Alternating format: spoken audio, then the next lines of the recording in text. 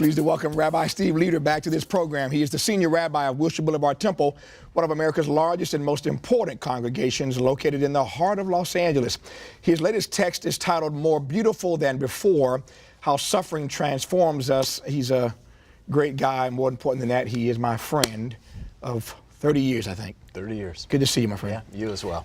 I told you months ago when I heard you were doing this, I wanted to have you on to talk about this because we're living in a moment now where so many people are suffering with and from so many things. And yet, because suffering tends to happen in dark and desolate places, we can't see how, when we're in it, it ultimately transforms us. Yes. Tell me the backstory for how you came to write this one.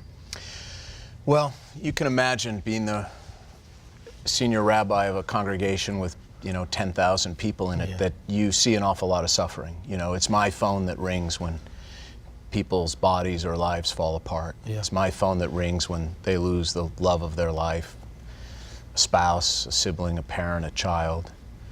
So I was witness to a lot of suffering. I've been on the inside of many people's lives. And I thought I was doing a good job of helping people who were suffering.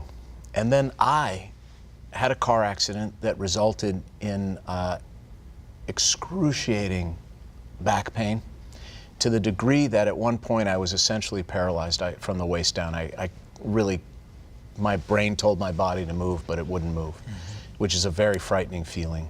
And I spiraled into physical pain, depression, opioids, steroids, and I suffered terribly. And I realized that all those years that I'd been talking to people about suffering, I knew very little about suffering. And I learned a great deal from that experience and decided that it was important to help people, help others who are suffering. And one of the, I think, important things about the book is that the book does not only address what do we do when we're the one who's suffering, but the book also deals with a very important topic, which is what do we do when we are the cause of another person's suffering? What do you do when you are the betrayer, not the betrayed? Then what? Which is its own sort of terrible, terrible pain. And it took me a long time to learn the lessons that pain had come to teach me. And look, not for a moment am I trying in the book or in my life to glorify suffering or to somehow pretend that this is only apparently difficult or evil or sad. No. As a friend of mine who had cancer 3 times, and when I visited him in the hospital the 3rd time, by the way, 3 different forms of cancer, when he was dying from the 3rd form of cancer, he looked up at me from his hospital bed and he said, this much character I don't need. So I'm not pretending that somehow pain is, a blessing in disguise, always, or that it's worth what we can learn from it, but it's not worthless. And the truth is, success doesn't change people very much.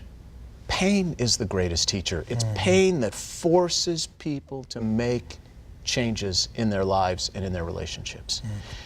So it's a great teacher if we're good students. Yeah. So because we've been friends for so long, I had a chance to get an early copy of the manuscript when you were working on it. Right. And as I started thumbing through it, the part I was most anxious to get to is I think the part that others will be most anxious to get to, so I'm glad you said it. And it is this part of the text where you talk about how you navigate the process of moving beyond being the person who causes the pain. Say a word about how one comes to terms with that, because I have found, at least in my own life, that as you get older and as you mature, there's some things that in my life I regret having done. Yes. There's some pain in my life I regret having caused. And you can't navigate your life forward beating yourself up every day for the pain that you caused, or former friend, or former girlfriend, or former colleague. But you can't live in that space, but you got to come to terms with that somehow. Well, you can live in it a little. Yeah. Because a little bit of guilt is a very positive lane corrector.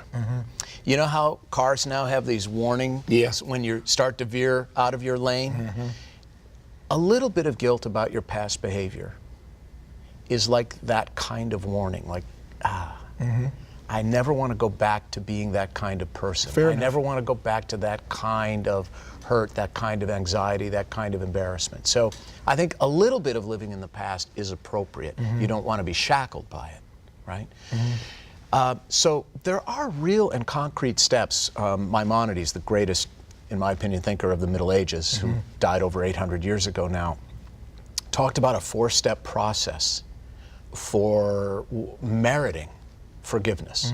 By the way, not only forgiveness from the victim, but self-forgiveness, which is a very difficult thing. The first thing you have to do is stop that behavior. Just stop. The second thing is confess that behavior out loud. Saying to oneself, oh, I shouldn't have done that, I'll never do that again, is one thing. To say it out loud to another human being and to God is quite another. So confess, stop, and confess. And then, you know, thirdly, you have to seek forgiveness. Apologize. And finally, when in the position to commit that same mistake or sin or error again, and you do not, then you merit forgiveness. You have done everything you can do. Yeah. I'll tell you, the sages are very wise. The ancient Jewish sages say that if you have gone sincerely through these 4 steps and have sought forgiveness, and the person you hurt refuses to grant that forgiveness 3 times, the sin is then upon that person. You have done everything you can do. So I don't think any person It's beyond redemption. is beyond the opportunity. There are people who are beyond redemption because they won't grasp the opportunity. Yeah. Pain is an invitation. It is an invitation to lead a different kind of life. It's an invitation to be a more empathetic person.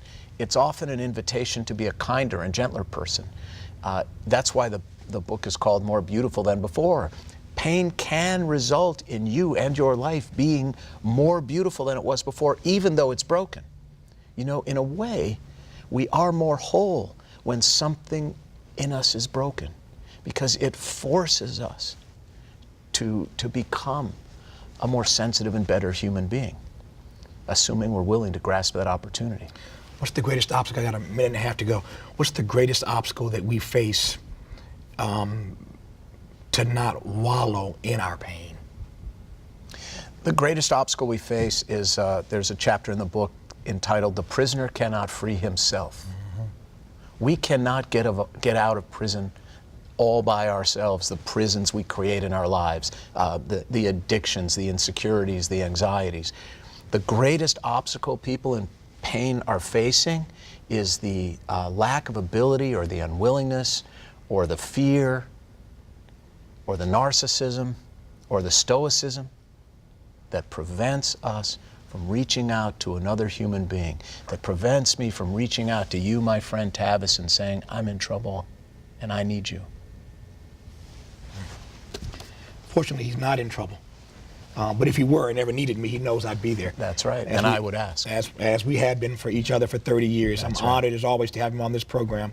Rabbi Steve Leder of the Worship Boulevard Temple has a new book out. It is called More Beautiful Than Before, How Suffering Transforms Us. I highly recommend it. Rabbi Steve, good to see you. Thank you, my friend. Love you, man. You too. Up next, actor Paul Reiser. Stay with us.